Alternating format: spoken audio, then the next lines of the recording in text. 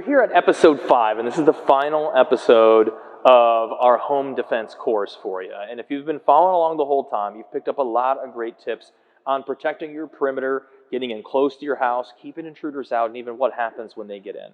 In this last episode, we're going to talk about being prepared and really laying out where people and artifacts in your house reside, and really tactically thinking about the defensive position that your home is and how you need to move through it in case of an emergency. In my own family, our family emergency plan has, and my children know, when I say a certain word, they all move to a certain place. And we rehearse that, and Ken's going to walk through how you apply that kind of in your own life. So stay tuned in this last installment of Home Defense.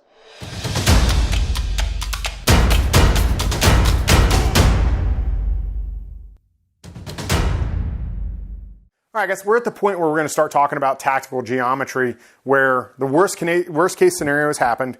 I'm within my own home. Someone has come through all the layers of defenses I've created. They've ignored the signage. They've ignored the lights. They know they're on camera. They've come through reinforced doors. The alarm is going off. They've made their way through all the stuff downstairs where, you know, any of the, I want to steal your computer, your TV or whatever. It's no longer about the stuff. It is now about defending my family and the tactical geometry of how you have a gunfight within your home where all the people you love live. So the layout that we're looking at here, the master bedroom is to my rear over here. We have a nursery for a child that's young enough that they're going to basically be in a crib. They can't move at night. They don't have choices about getting out of bed. And then we have a toddler off here to the side. And then we have a preteen adolescent in the far room back here. Beyond that, we have a bathroom and we have another family room. So what we want to do, guys, is talk about the tactical geometry of, we've decided to use a firearm to defend our home. Our family is kind of spread out at night. How do we manage the problems that come along with that? I'm firing projectiles in my home.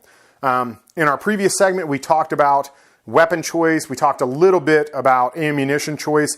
I mentioned that with shotguns, you can use low brass ammo. You can use stuff that is going to deposit most all of it, if not all of its energy, into a few sheets of drywall, that the likelihood of it having any kind of terminal ballistics or, you know, deadly ballistics beyond punching through that is pretty low.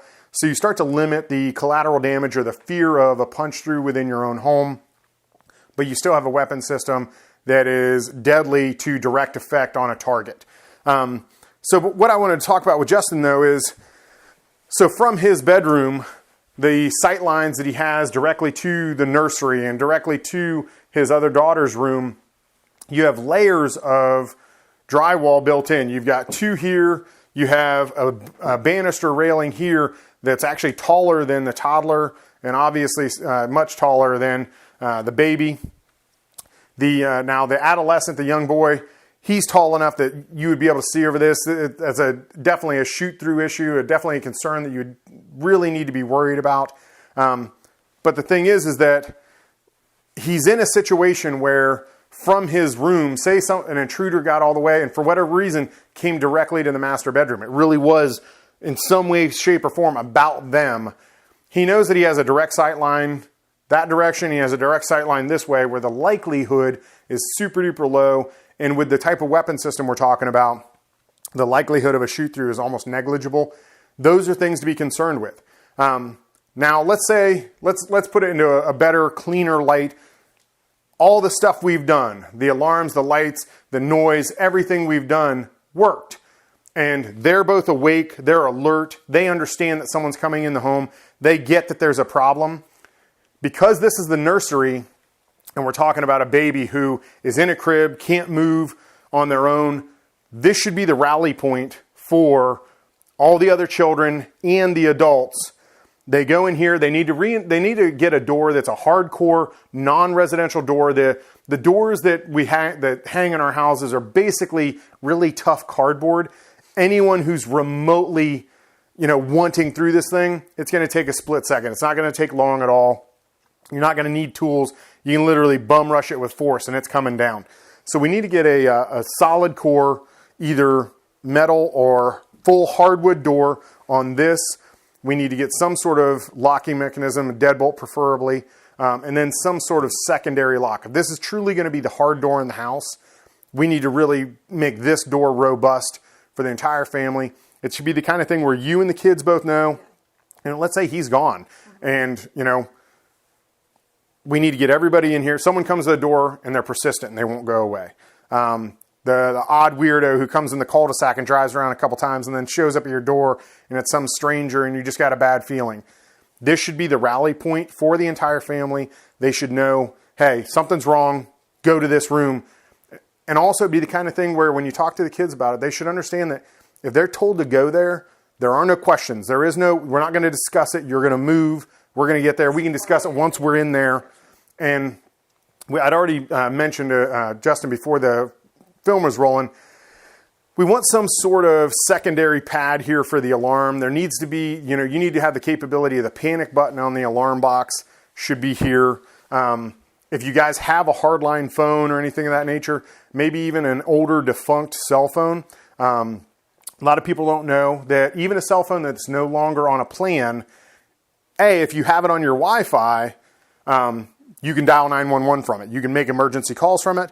But even phones that are no longer attached to a cell plan, if you dial 911, it'll dial out. Having an older phone, something of that nature, or something, even if it's just an iTouch or something, anything, any kind of object that can attach to your Wi-Fi, wouldn't be a terrible idea to have one of those in here that stays in here. It's on a charger all the time.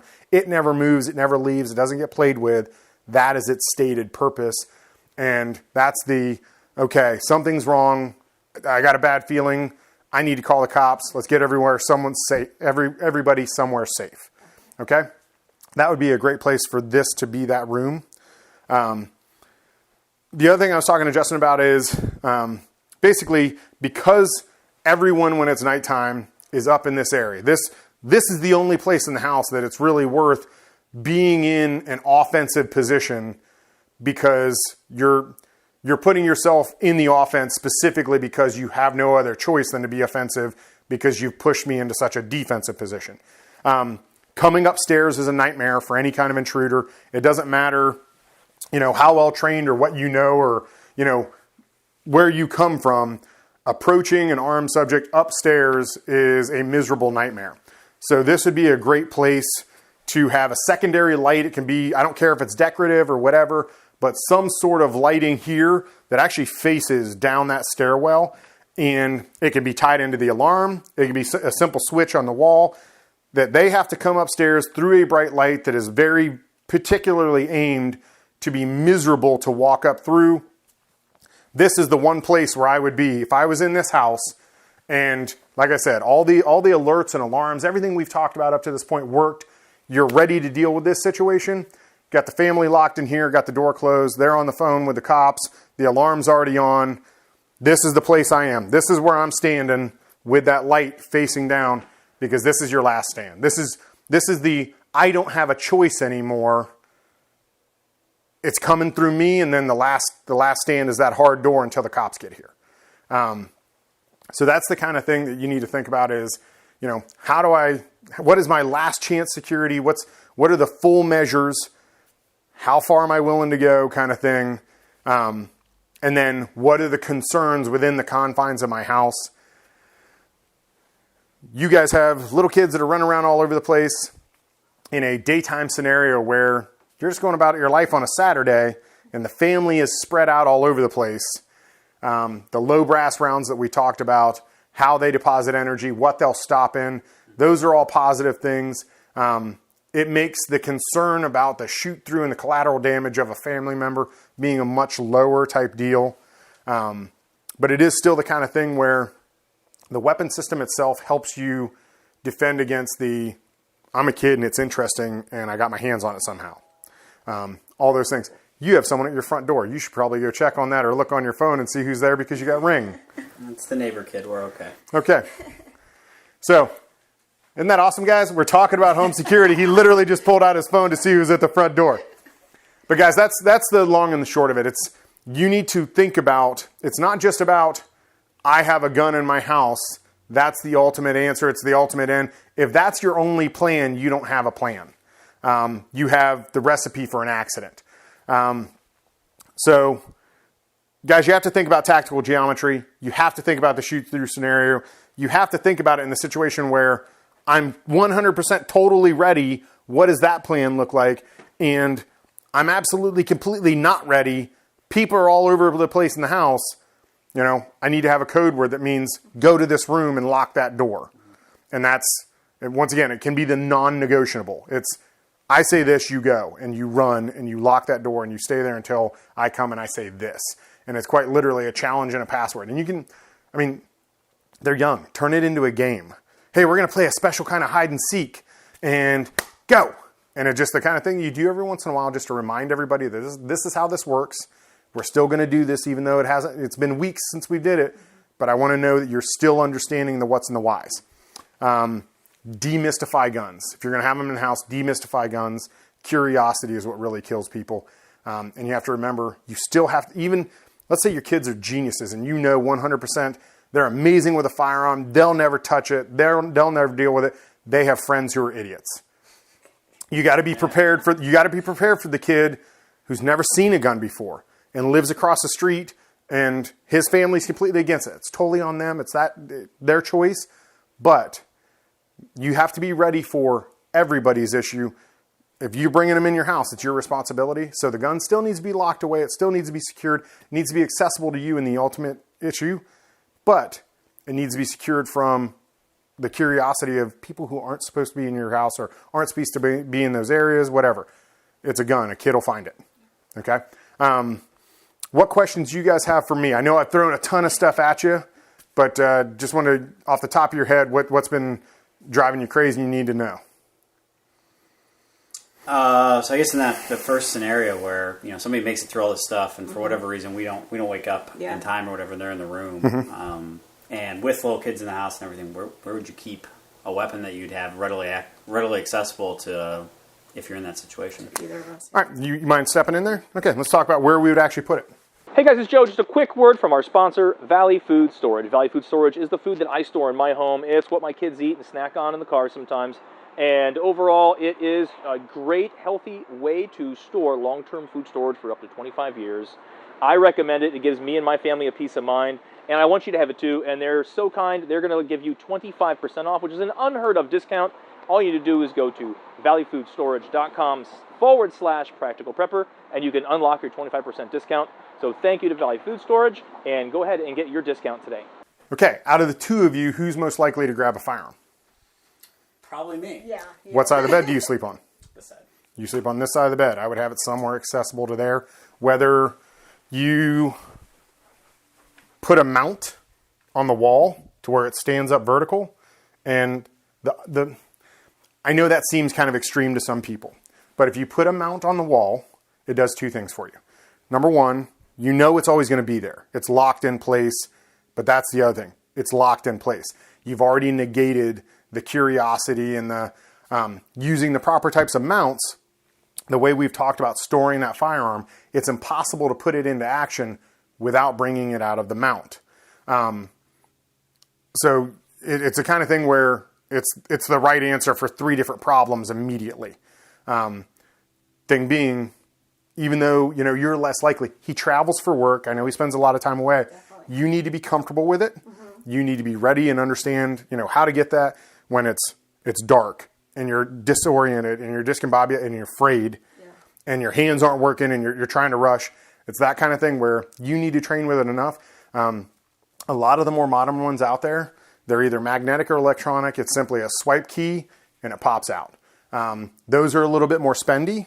I personally think they're a little bit better though, because they eliminate the manipulation of in those moments. It gives you that one more second to get your head and your shoulders about you before you have to step into this thing. You'll hear people make the argument, well, if it's locked up and I can't get to it fast enough, guess what? If it was the difference between a swipe and grabbing it and just grabbing it, they're already too close. They're already so far in that it's not going to make the difference.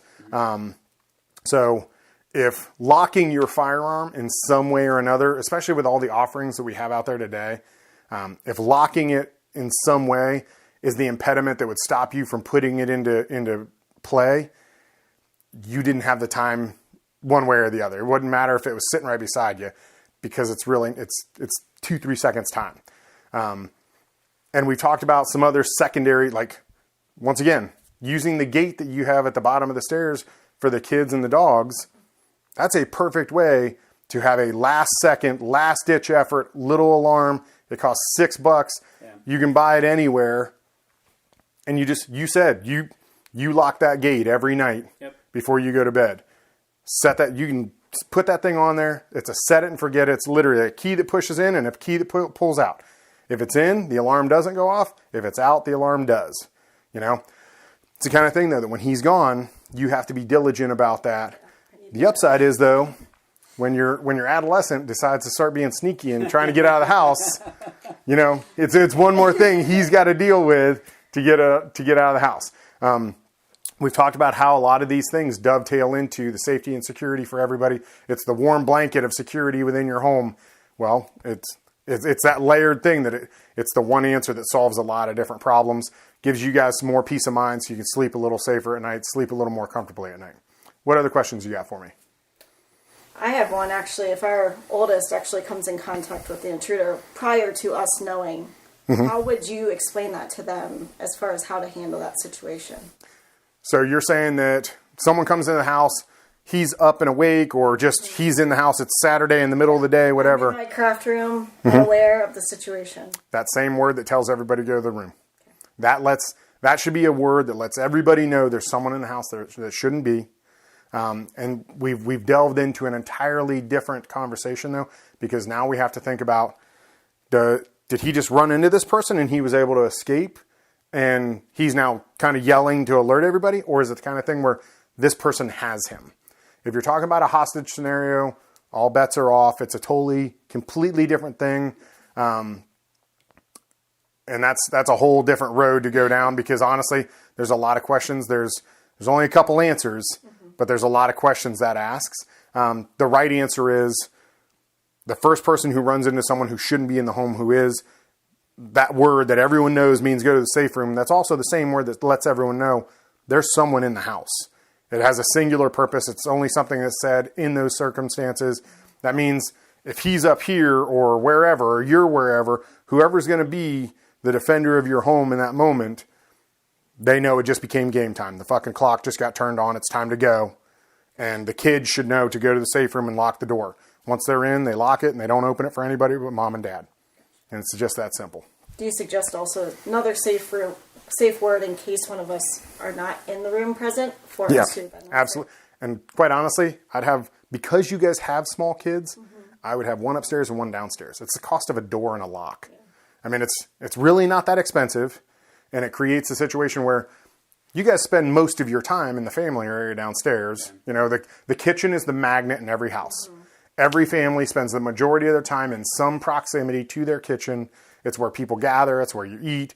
People are in and out of it constantly. It is the gathering place of the home. Another hard room downstairs wouldn't be a horrible idea. Same rules apply. Whichever one you're closest to, that's the one you go to. And then that way that covers the incidental, holy crap, there's someone in our home, random time of the day. Both of those rooms should have a panic button on the wall that is attached to your alarm that alerts the police. Yep. And the reason why I say that specifically is the response from the police to a panic button is extremely different than the response from the police to a window break, a door opening, a garage door. They don't care about those people. People turn those off all the time. They accidentally, turn their alarm. Constantly. Exactly. With a panic button, they send the house. Everyone's coming. So it's a very different response based on that. And that's why you want, if there's nothing else in the room, your alarm box with a panic button. Yep. That and, some sort of electronic that you can call the cops on. Yep. What else we got? I feel more prepared than I did a couple hours ago. I gave you a lot to think about. You got a lot to do. Yeah. Here's the upside. Most of the things that we talked about, they're things you can do yourself. Yeah. Most of them are extremely inexpensive. You can add to the honey-do list because he's got some weekends full now of some things he's got to do. But none of them really cost that much. None of them really take that much time. And the ones that you can do immediately, like on that back alcove door, I mean, that's, like I said, it's half an hour and it's $5 in screws. Yeah. And it makes a world of difference in a matter of 30 minutes. And now, between that and cutting those cords in your garage, now your house is 10 times harder to get into, and it took you 45 minutes to do the whole thing. Awesome. All right, we're going to have our wrap-up segment here in a minute. That'll cover a lot of the other questions that, because Justin had already done some stuff, and because of the geographic nature of the house, kind of changes a few things that we may not have talked about that may be important to you. We'll get to a lot of that in the wrap-up segment.